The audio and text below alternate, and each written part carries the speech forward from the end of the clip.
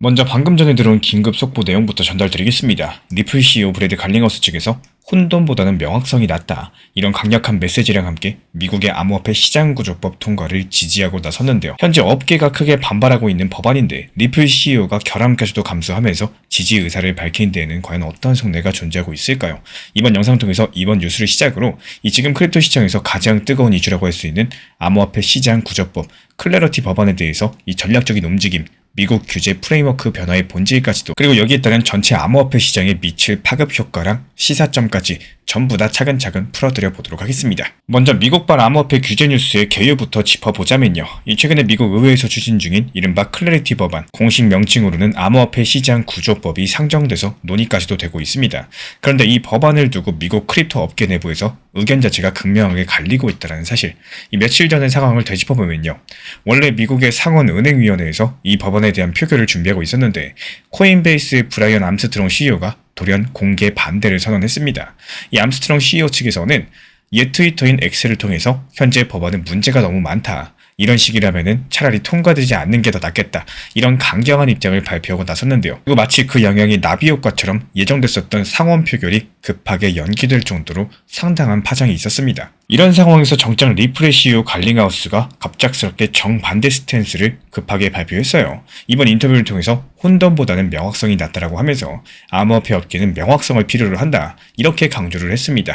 이 설령 결함이 있는 법안이다라고 할지라도 지금처럼 규칙이 아무것도 없이 혼돈 상태인 것보다는 더 낫다라는 의견을 밝힌 건데요.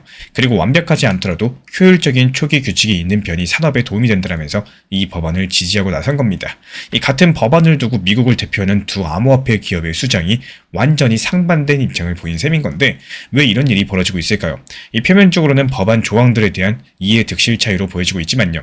오늘 우리는 그 이면에 깔린 구조적인 이유까지 한번 낱낱이 말씀드려 보도록 할 겁니다. 먼저 이 클래리티 법안이 어떤 내용이길래 이렇게까지도 논란인 건지 간략하게 살펴봅시다.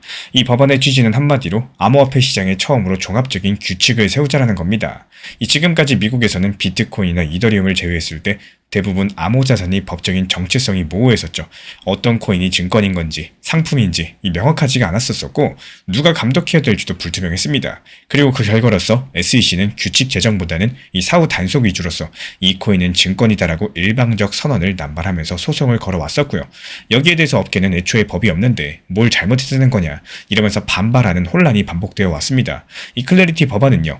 바로 이런 혼란을 끝내기 위한 입법으로서 암호화폐를 법적으로 증권과 상품 등으로 분류하는 이런 기준을 만들고 SEC랑 CFTC의 관할 범위를 명확하게 정리하고자 하는 겁니다. 쉽게 말씀을 드리자면은 디지털 자산의 정체성을 딱 정해가지고 규제하자라는 거죠. 겉으로 봤을 때는 업계가 그렇게 원하고 있는 규제 명확성을 주겠다는 의도로 읽혀지고 있는데 실제로 작년 당시 하원에서는 이런 것과 유사한 법안을 통과시키기도 했었고요.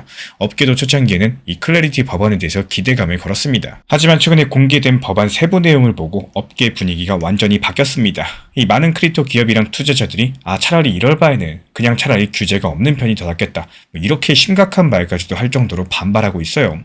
이 법안에 담긴 몇몇 과도한 조항들 때문인데요. 코인베이스가 지적한 주요 문제만 4가지 정도를 꼽아볼 수가 있겠습니다.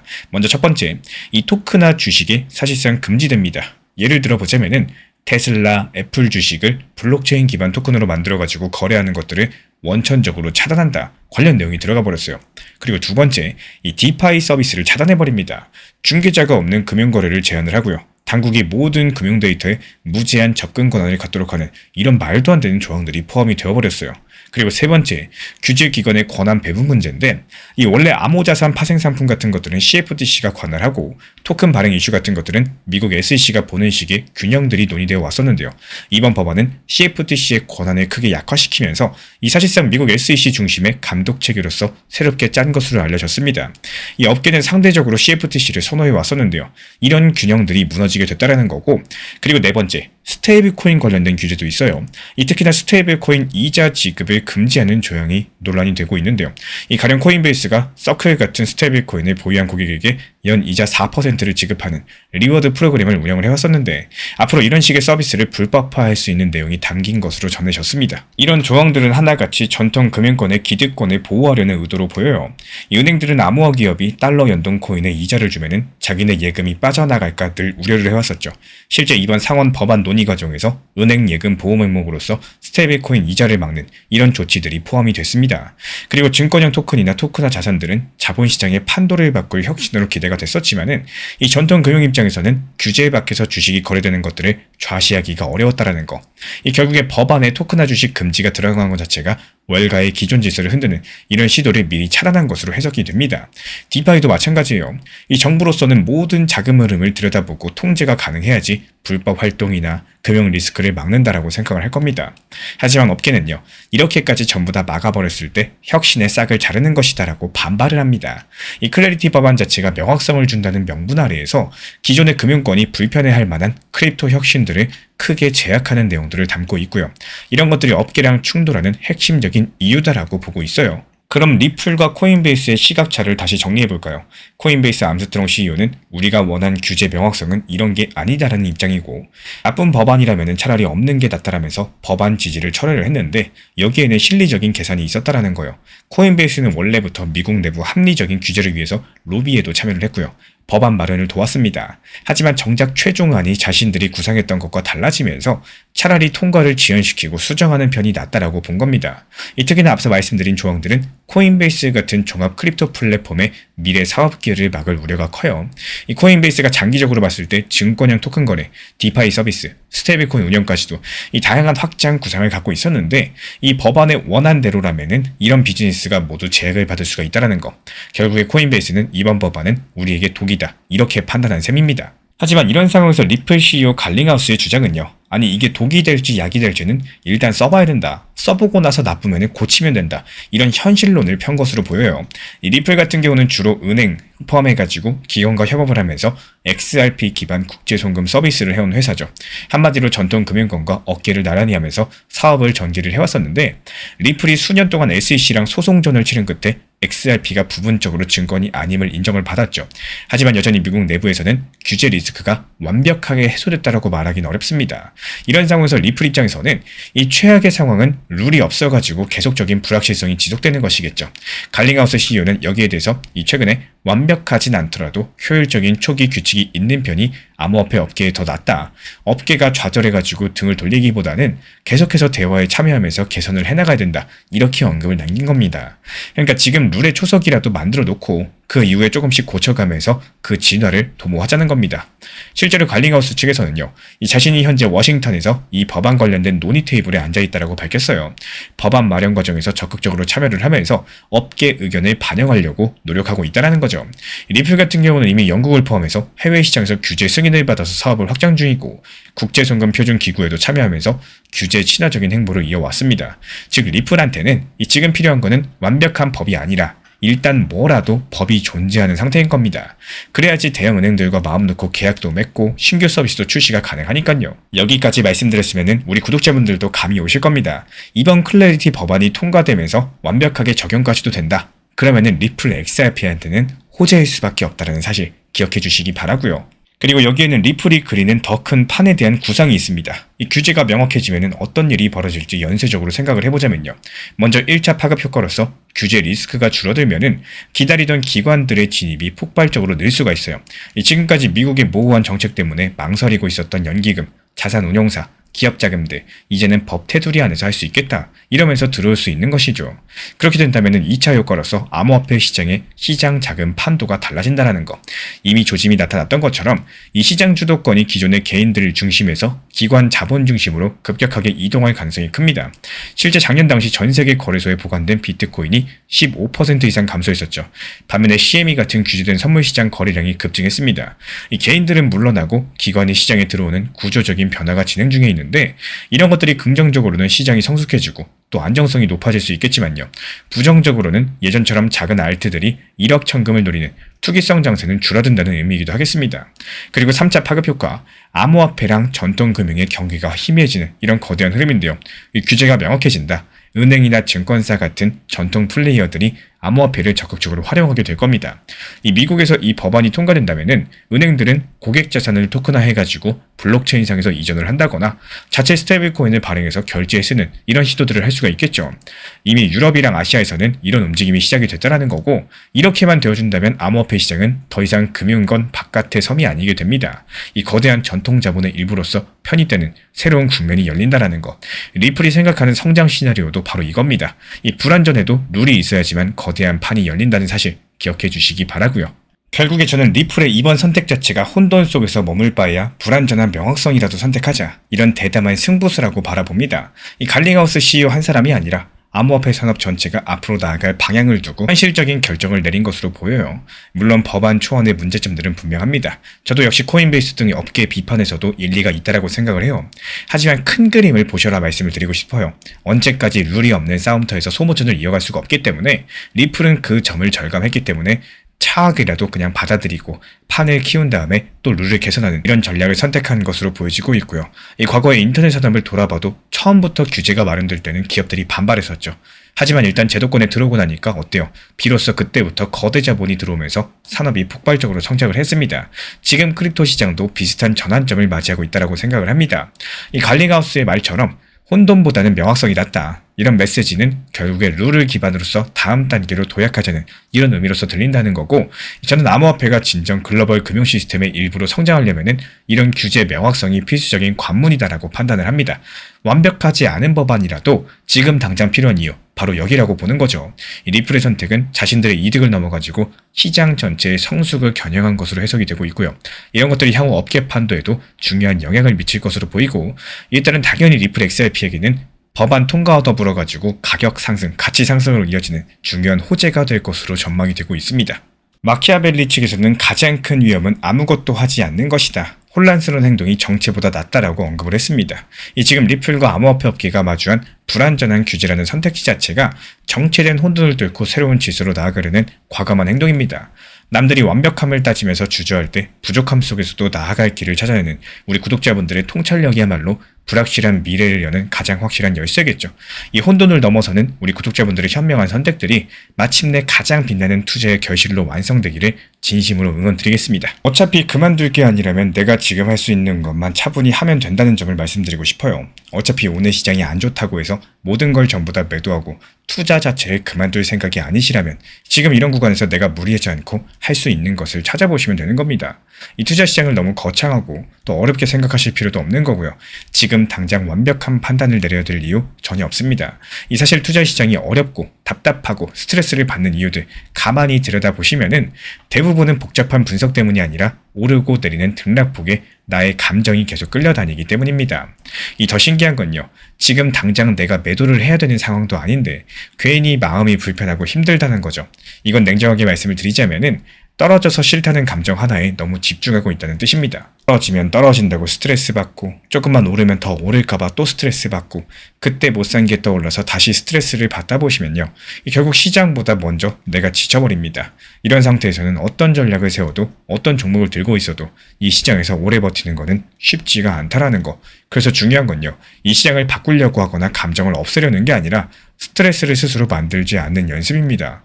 지금 이 가격이 마음에 안 드시면요, 당장 행동하지 않으셔도 되는 거고, 불안하시면요, 차트를 잠깐 덮어두는 것도 하나의 선택입니다.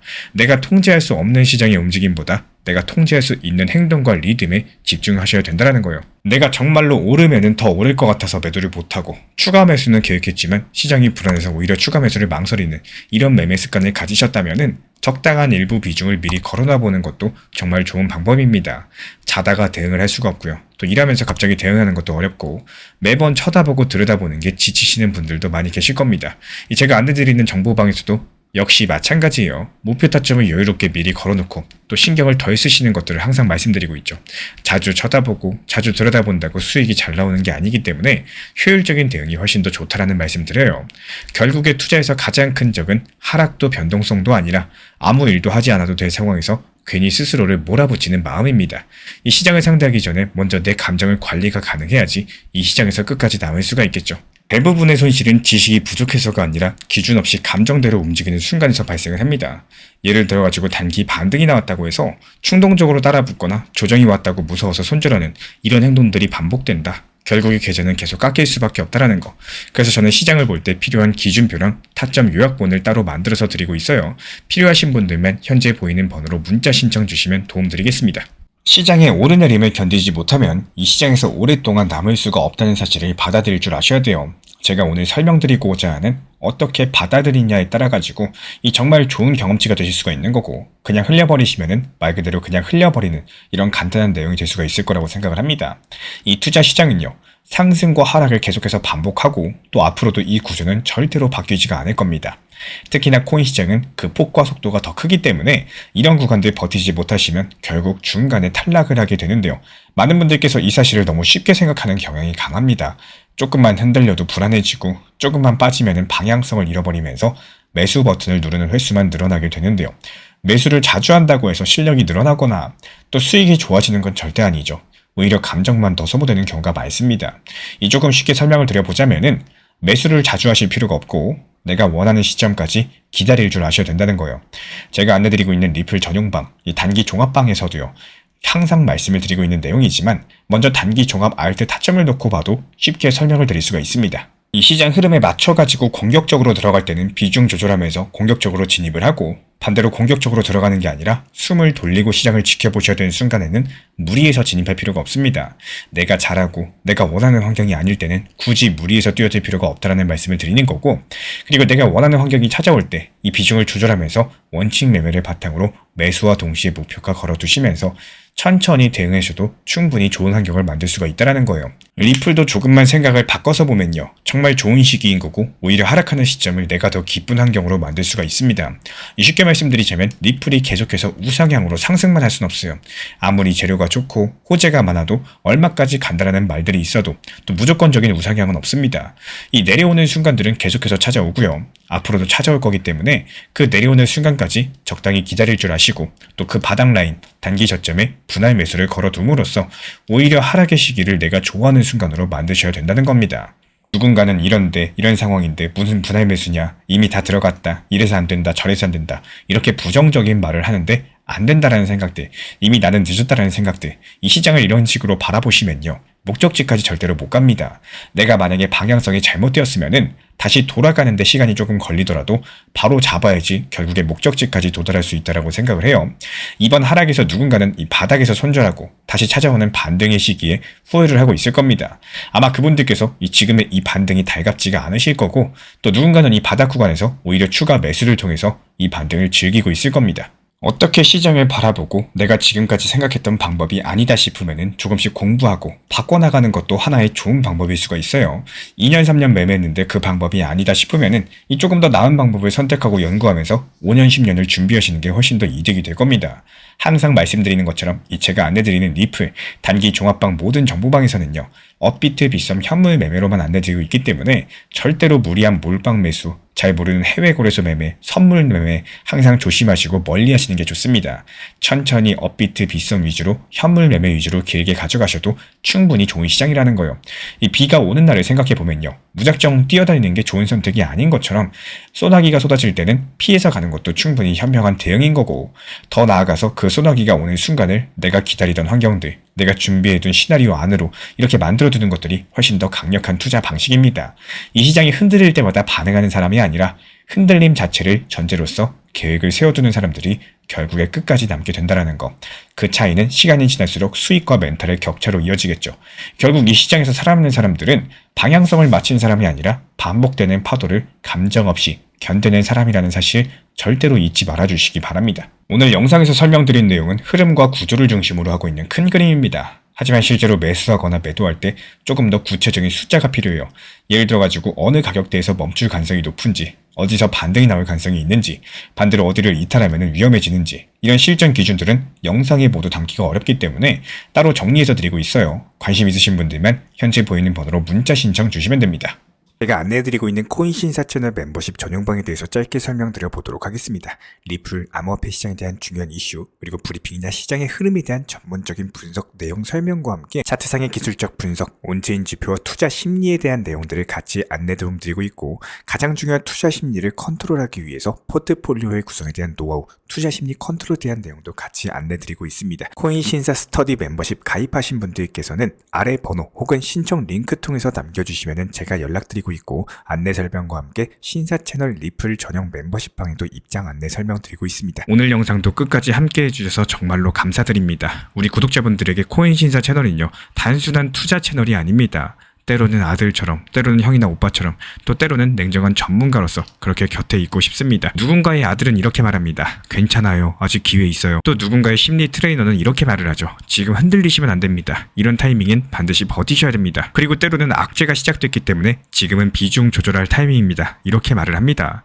그리고 또 누군가의 전문가로서 이 구간은 분명히 좋은 타점이 될 것입니다. 이런 말씀도 드릴 수가 있겠죠. 그렇게 저는 매 순간마다 시장을 바라보고 있습니다. 이 시장이라는 건 늘 변화를 하고요. 감정은 그것보다 훨씬 더 빠르게 흔들릴 겁니다. 하지만 그때마다 우리 코인 신사 채널은 밤새 차트 지켜보면서 누군가의 불안이 덜어지기를, 또 누군가의 손실이 멈추길 바라면서 그 마음을 담아서 한 줄 한 줄 브리핑을 시작합니다. 이 투자라는 건 숫자 싸움이 아니라요, 마음 싸움이고 그 심리가 전부인 영역입니다. 이 시장에서 끝까지 버틸 수 있는 힘, 그거는 정보보다 함께 가는 사람에게서 나와요. 우리 구독자분들이요, 절대로 혼자가 아니라는 거를 이 목소리로서 꼭 전해드리고 싶습니다. 오늘도 우리 구독자분들 곁에서 가족처럼 함께 걷는 동반자 코인 신사 채널이었습니다.